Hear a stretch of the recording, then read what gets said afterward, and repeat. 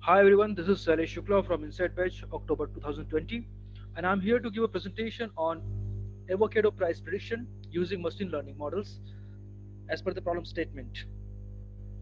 Machine learning framework has given as start with problem statement, data collection, data pre-processing, EDA, feature selection, model selection, training the model, testing the model, and conclusion at last.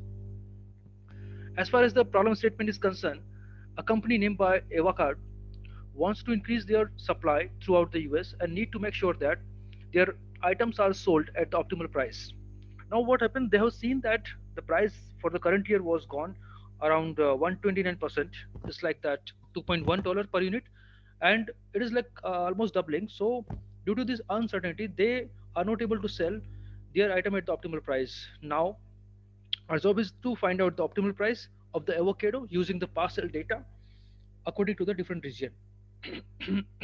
As per the data description is there, we have a total 18,249 observations received from the scan data of the retailers. Types are data types are categorical 3 and numerical 10. Based on the size of the avocado, the PLU code is assigned by 404642254770. Along with that, we have a data of bags in which this has avocado were sold, and the type, conventional, organic, years in which it was sold, and the region was given to us. Now, based on the pre-profiling, we have tried to do data pre-processing where we haven't seen duplicate data, missing values, zero values, but we could see the presence of outlier were there, which has been marked by the black dot. Using Z-score method, we had dropped 424 observations, and after that, we are left with 17,825 observations to proceed with. After cleaning the data, we are ready for the EDA to know important information, underlying pattern, relationship, observation, meaningful insight. This plots talk about status of the cells, total volume per year. We can see total volume was spotted very high in 2017 by 8,934 million, and it was declined in 2018 by 1,882 million. Even the average price was highest in 2070 by $1.51, and it was dropped by 1.34 rupees through per dollars in 2018. This plot shows about the total bag sold. So total sales of avocado with the small bag size was sold high all the time, all the year. We can see that the small bag was sold high in 2015, 16, 17, and 18. After that, we can see the avocados with the large size was sold high, and the least was sold with the X large bag. The second plot shows about the total volume sold for the small bags. So the total volume sold was high, and it was decreased with reference to the sales drop in 2018. Based on the PLQ code, means size of the avocado, the most selling type was 4,225. So we can see that through the graph. This graph shows the blue bar shows status of 4225, which is all-time highest in 15, 16, 17, and 18, and the highest was in 2017 is 1,544 million. Even the average selling price remained high during the month July, August, September, October, and start dropping from November. The sales average price was highest was $1.5 in October, and it start reducing. Region wise average sales price and total sales, we can see that the conventional type was sold high. It contributes around 97.2% of total volume, and only 2.8% volume was contributed by organic. That means demand of conventional is very high. Second important thing is that the average selling price of the conventional type is lower, is 1.15 rupees dollars, and it is lower, it is very low, cheaper than organic, which cost around $1.65 as an average price. Because of the cheap uh, price of the avocado, this conventional type was sold high, and they were high in demand all the time. Top 10 cities region wise, we can see the California has contributed very high. It was 1028 million. Then Baltimore is 134 million, Chicago 133 million, Boston 97 million, and so on. Through the heat map, we try to understand the correlationship between the variables, where the total volume is highly correlated with the types 4225 and 4046 with the small bags. So we can see that the correlationship for the volume is very high, is 1, 0.89, 91, 83, 95, 91. And similarly, it is lower for the X large bag sold with the avocado types 4770 and 4225 and 4046. EDA insights, we could see that the promoting cells of PLU 4225 and 4046 with a small bag size, as it is preferred most by the customer. Promoting cells of the conventional type 4046 and 4225 as it has a low average selling price and highest in demand. Inventory backup and supply chain management during the month of August, September, October to cope up the high demand. After that, we are going to have feature selection and preparing data for building model. So feature selection technique is the technique where we feature selection technique is one of the important steps while building a machine learning models.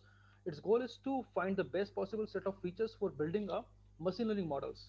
So here we can to start with, we have steps to follow where we need to drop certain columns or data based on the correlation value meeting the assumptions, because the correlation value must not be lower than zero point 0.8, and it is not advisable to keep the variables which has a correlation more than zero point 0.8.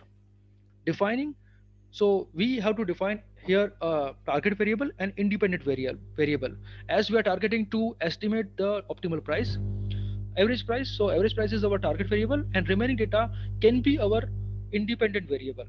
Splitting data means here we have to split the data in two part: training and test data. So our training data set would be 80% and testing data should be 20%.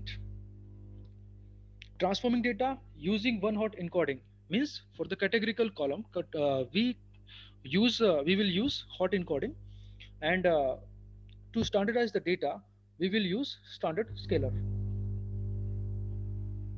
The first model what we uh, we are working on is the linear regression problem, because our problem is regression problem where we are working on continuous data of the average price. Here the first model is linear regression, which works on finding out the line of best fit. The second thing, the base coefficient with the minimal residual sum of the error, sum of those squares. Using these equations, we have